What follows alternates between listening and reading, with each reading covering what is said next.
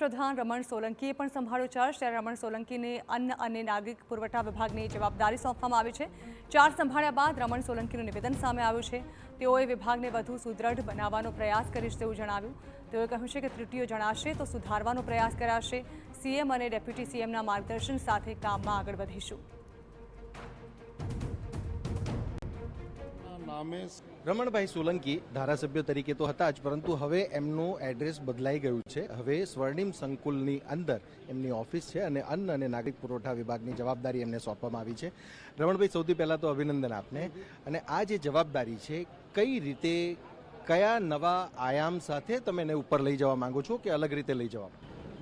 હજુ તો સરકારની સીધી નવી જવાબદારીમાં છું, એટલે આદરણીય ભૂપેન્દ્રભાઈ પટેલ સાહેબ, મુખ્યમંત્રી શ્રી અને નાયબ મુખ્યમંત્રી શ્રી હર્ષભાઈ, એ બંને સાથે પરામર્શ કરીને જે કંઈક નાનો મોટો સિસ્ટમ તો ખૂબ સરસ ગોઠવાયેલી છે, પણ ક્યાંક નાની મોટી ત્રુટિ છે તો બેસીને કરીશું। પણ પ્રજા કલ્યાણ માટે, પ્રજાના જનહિત સાથે જોડાયેલી છે, સામાન્ય પરિવાર સાથે જોડાયેલી સરકાર જે યોજનાઓ છે એને વિશેષ કરીને ઇમ્પ્લિમેન્ટ કરવાનો અમે વિશેષ કામ કર્યું। સૌથી મોટી વાત છે ડિસ્ટ્રીબ્યુશન સિસ્ટમની। ડિસ્ટ્રીબ્યુશન સિસ્ટમ માટે ટ્રાન્સપરન્સી લાવવાનો પ્રયાસ તો થયો જ છે, પરંતુ હજુ જે પરિવારો છે, પરિવારો સુધી એ અનાજ પહોંચે, એમના હકનું પહોંચે, એના માટેની પણ કોઈ વાત તમારા મનમાં છે કે તમારા ધ્યાનમાં? ના, હશે તો અત્યું બધું અમે વિચાર કરીશું ને આવનારા સમયમાં તમને બધું દેખાશે। અચ્છા, નવી જવાબદારી છે, કઈ રીતની તૈયારી છે અને ચાર્જ તમે લીધો છે, કઈ કઈ બાબતો તમે ધ્યાનમાં રાખી છે? આજે ચાર્જ લેતા પહેલા, એટલે ધાર્મિક વિધિ હોય કે બીજી રીતે હોય, પરિવારમાં પણ ખુશીનો માહોલ હશે, કયું આયોજન હવે દિવાળીના દરમિયાન?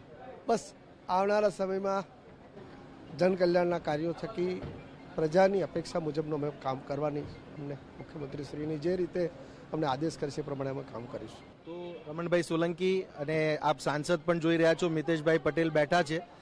મિતેશભાઈ, જે પ્રકારે રમણભાઈની જવાબદારી મળી છે, તમારી પણ જવાબદારી વધી જાય છે?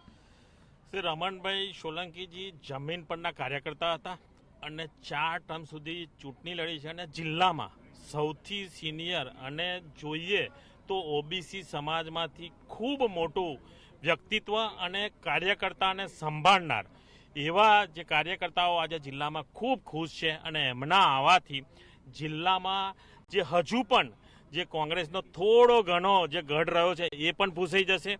કાર્યકર્તાઓની એક તાકાતમાં વધારો થયો છે અને ભારતીય જનતા પાર્ટીના સૌ કાર્યકર્તાઓ ખુશ છે।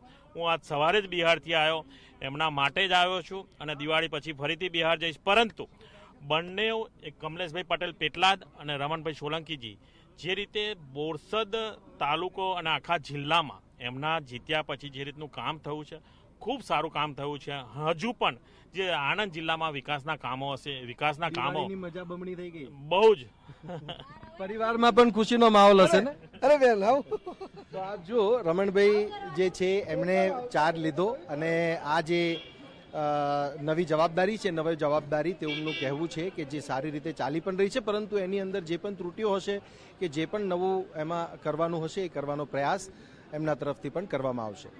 કેમેરામેન અરવિંદસિંહ સોલંકી સાથે સચિન પાટીલ, TV9, ગાંધીનગર।